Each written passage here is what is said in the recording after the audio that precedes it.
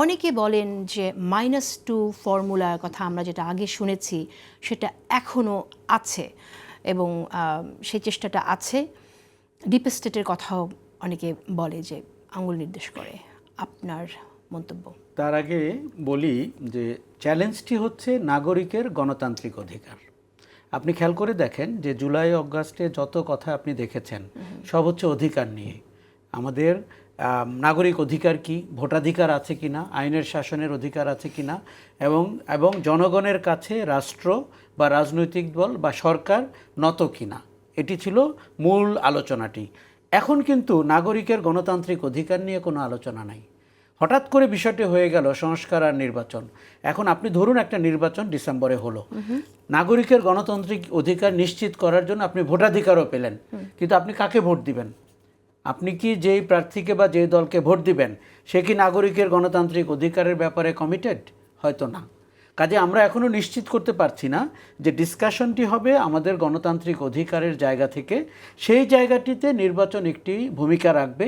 সেই নির্বাচনের ভিতর দিয়ে যারা বিজয়ী হবেন তারা নাগরিকের কাছে আরও বেশি জবাবদিহিমূলক হবেন, এরকম একটি কমিটমেন্টের জায়গা যাবে। আমাদের হাত থেকে কিন্তু এটি ফসকে গেছে।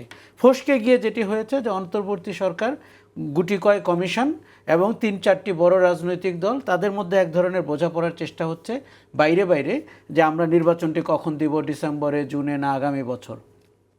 কিন্তু আপনি যদি ক্ষমতা না জনতা এই প্রেক্ষাপট থেকে আরেকবার দেখেন, জনতার কাছে ক্ষমতা হস্তান্তরের আয়োজনটি কোথায়? এখানে তো হয় বিএনপি, জামাত অথবা নাগরিক পার্টির কাছে ক্ষমতা হস্তান্তরের আয়োজন হচ্ছে। তারা কি গণতান্ত্রিক রাজনীতির ওই ধারাটি বোঝেন যে জনগণ তার রাজনীতির উৎস?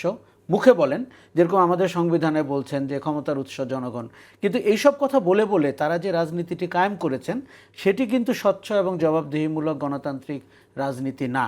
যেমন উনি যেরকম বিএনপির কথা বলছিলেন। আপনি কাদের কথা বলছেন? নতুন দলের কথা বলছেন? আমি না, আমি সব দলের কথাই বলছি। আমি নতুন দলের কথাও বলছি, খুব দুঃখজনকভাবে।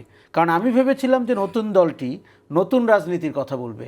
সে তারা মুখে কিছু যে বলেনি তা কিন্তু না, কিন্তু তার গঠন প্রক্রিয়া এবং তার যে গাড়িবহর, তার যে নির্বাচনী প্রচার অভিযান, তখন দেখে মনে হচ্ছে যে সেই পুরনো রাজনীতিটিকেই তারা বেছে নিয়েছেন, এই মনে করে যে ওইটা দিয়েই ক্ষমতায় যেতে হবে। তার মানে তারাও ক্ষমতায় যেতে চাচ্ছেন জনতাকে নিয়ে না, ক্ষমতার কৌশলকে নিয়ে। এটি হচ্ছে আমার অবজারভেশন। দেখুন, আমরা মধ্যপন্থী দলের প্রয়োজন কেন অনুভব করি? কারণ আমি ওনার সাথে কিন্তু একমত। 15 বছর একটা বয়ান তৈরি করা হয়েছিল, ধর্মনিরপেক্ষতা, মুক্তিযুদ্ধের চেতনা ইত্যাদি ইত্যাদি।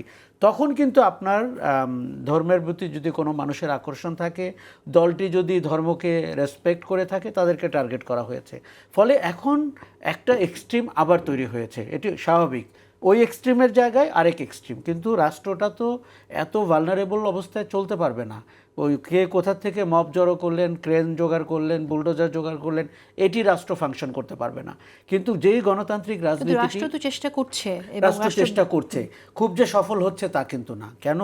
এইরকম একটি ভালনারেবল সময়ে আপনার রাজনৈতিক দলগুলো যখন শক্তিশালী না, বা সরকারটি যখন শক্তিশালী না, তখন ইন্ডিভিজুয়ালরা এবং বিশেষ করে অ্যানার্কিস্টরা, উগ্রবাদীরা অনেক শক্তি সঞ্চয় করে ফেলেন, এবং তাদের কোনো কোনো অ্যাক্টর কিন্তু ডিপ স্টেটের সাথেও কানেক্টেড হতে পারেন, এবং তাদের মাঠেও লোক থাকতে পারে। বাংলাদেশের গত 7 মাসে অনেকগুলো ঘটনা থেকে আমাদের তাই মনে হয়েছে।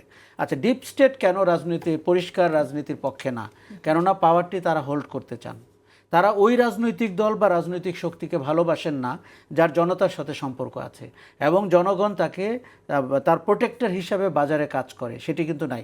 আমাদের বারবার 54 বছরের মূল সংকট হচ্ছে আমাদের রাজনৈতিক দলগুলো প্রতিষ্ঠান হিসাবে শক্তিশালী না, এবং এখানে ব্যক্তি পূজা করা হয়, এবং ব্যক্তি পূজা করতে গিয়ে সংগঠনটি বিকশিত হয় না। এবং আমাদের যে রাজনৈতিক দর্শন, সেটি নিয়েও যথেষ্ট প্রশ্ন রয়েছে। আমি যদি আজকে আমার বিএনপির বন্ধুদেরকে জিজ্ঞেস করি তাদের রাজনীতিটা আসলে কি, এটি কিন্তু তাদের জন্য ডিফিকাল্ট হবে। ধরেন আওয়ামী লীগের পাল্টা একটি রাজনৈতিক অবস্থান আপনার রয়েছে, মানুষ আওয়ামী লীগকে ঘৃণা করে, অপছন্দ করে, আপনি ভোট পান, বিজয়ী হন, কিন্তু ধরে নেন পৃথিবীতে আওয়ামী লীগ নাই, তাহলে বিএনপির রাজনীতিটি কি, যেটি দিয়ে তারা মানুষকে আপ্লুত করবে, আশাবাদী করবে, ভোট পাবে, আবার ফিরে যাবে?